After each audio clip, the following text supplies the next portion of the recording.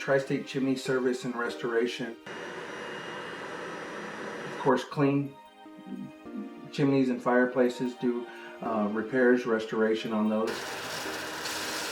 Go through, inspect them for someone who's actually, buying a house or selling a house. There are, yes, open mortar joints and stuff like that to make sure it's safe and good working order for the next person. I decided that, I've always been one who liked working for myself, being able to spend time. I've got 2 little girls.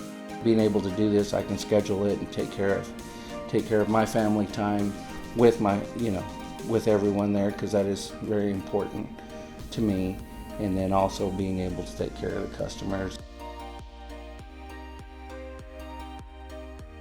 I was always raised to when you do something for someone else, do it like you're doing it for yourself. So that's how I take my business. So I'm going to do this job. I'm going to do it just like I would do it for myself.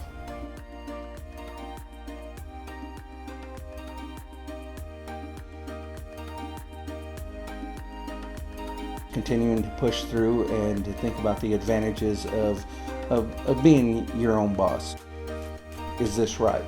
And now I can go through, and if I feel it's right, or I shouldn't do it, or either way, it's my decision.